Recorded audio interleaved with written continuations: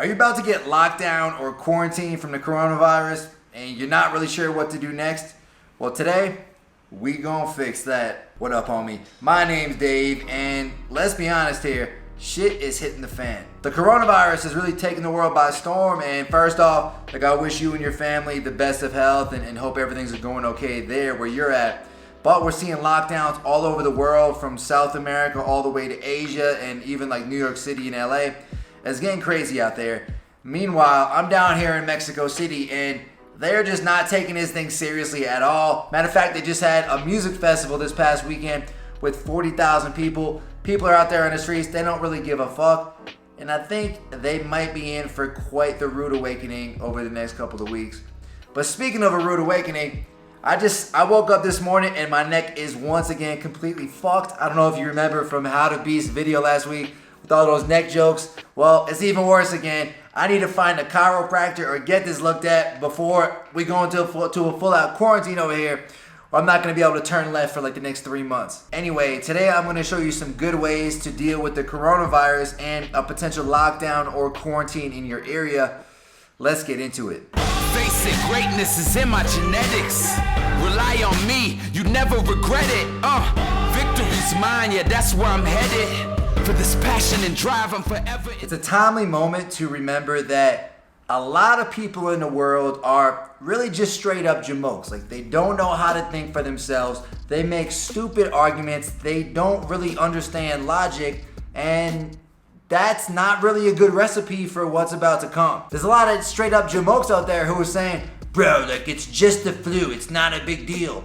But when you say that, first of all, please don't say that. Like, I hope you're not still of that mindset. First off, this thing has the ability to completely overwhelm the healthcare system, like we've already seen it do in Italy and even in China. Like, they had to build up a bunch of temporary hospitals. So it's probably not good to be so pompous about this. Second, it's already crashing the economy. You know, people are going out of business. Businesses are gonna go bankrupt. Like, there's a lot of second and third order effects to this that most people probably aren't realizing yet. And third, like, the older people are the ones who are really the most vulnerable to this disease, to this virus. So, you know, that's our parents, that's our grandparents, all that type of stuff. And if you feel fine, you could still get them sick. So these are all things you should keep in mind, and really just think, wow, like, anyone who's saying this is just a flu and we don't have to be worried about it, like, be more of a jamoke, bro. You can't. So what I urge you to do, though, is to be smart, but don't panic. There's no need to freak out about all this, but you do want to take the steps to prepare yourself. Because, hey, man, it's better to be cautious, prepared, and wrong than to be pompous about it and surprised when you're wrong. Now, as for how to prepare,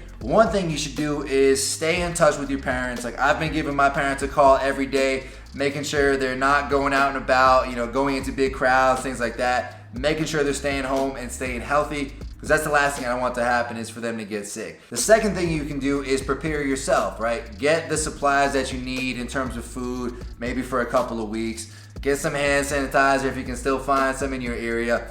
Maybe use an alternative to toilet paper, like some wet wipes, and get a few packs of those so you're ready for it. And the last thing you can do is be solution oriented. Like, ask yourself questions like, how can I mitigate my own risk? How can I mitigate the risk of my family getting it? What are some things I can do? Maybe that means not going out to the bar or the club, or eating at home instead of going to a restaurant, things like that.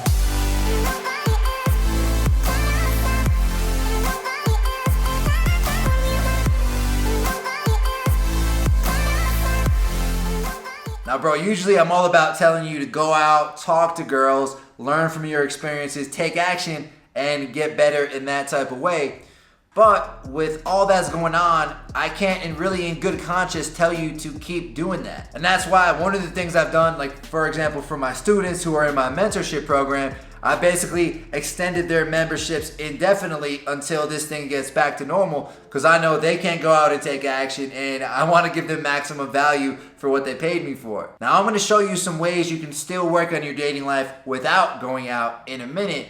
But for now, like, one thing I want to urge you to do is to practice social distancing. Like, you know, be aware of the other people around you when you're outside. Try to stay like that 5 to 6 feet away from them, So that way you can mitigate, again, your chance of getting the virus and your chance of spreading it as well. And honestly, bro, at this point, if you're still going out to bars and clubs and surrounding yourself with like 50 to 100 people or more, you're just being a dick. Like, you're just being pompous, you're just being careless, and you're risking continuously spreading this virus to other people, even if you think you're all good and even if you don't think you have it. And that's because it has that incubation period of around 5 to 10 days. It's better to stay home and work on yourself, and in doing so, you're indirectly gonna help save lives, and you're not gonna feel super guilty about it, you know, when this shit really potentially does hit the fan. You can say I lost my mind, I will keep on holding my head high, even if the sky is falling down. Now it's time to look at the silver lining of all this as it applies to your life. And for you, that could mean that you have a lot more time to build healthy habits now that you're gonna be in your house a lot more of the time. So that could mean, number one, working out from home. Like, I know for me, I just bought a TRX Go, like this rope pulley system to do at-home workouts, as well as one of those pull-up bars that can go right in between the doorway. So that way I know I have some good equipment I can use now that I've pretty much decided to not go to the gym anymore because it's just too risky at this point. Meditation is also key now that you're gonna be home. You know, there's so much people panicking out there. Everyone's going crazy. So by spending like 10 to 15 minutes of your day just meditating and chilling out, it's gonna help you keep a level head through all the madness, and you're not gonna drive yourself crazy. Aside from that, still try and get some sun. Whether you have a balcony, you can go hang out over there, or in your backyard, or even just taking a walk on the street where there's no one else around. You know, practice that social distancing and continue to just get some sun, because that's gonna be important in terms of like your overall health and happiness levels. And finally, like, try to do some things to boost your immune system. Like, I've been taking vitamin C and D because I know I haven't been able to get out as much, and I might not be able to in the future. So I'm really stocking up on those and taking them every day, trying to boost that immune system and get ready for whatever happens. I'm not broken, I'm just split in two. I'm not broken, I'm just split in two. The memory of you just come running back.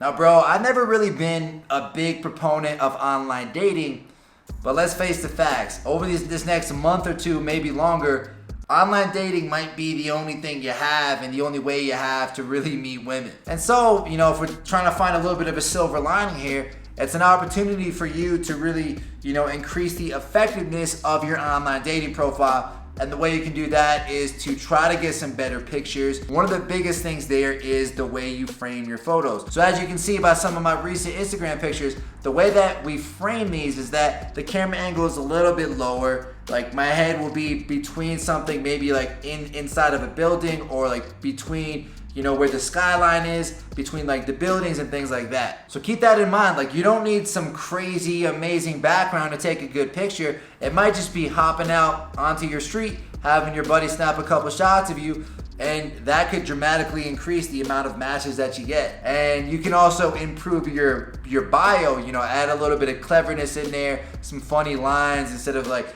being overly serious like a lot of guys tend to be. And also work on your text game too, because a lot of times now you might only be able to text girls. It might be harder and harder to meet up with them.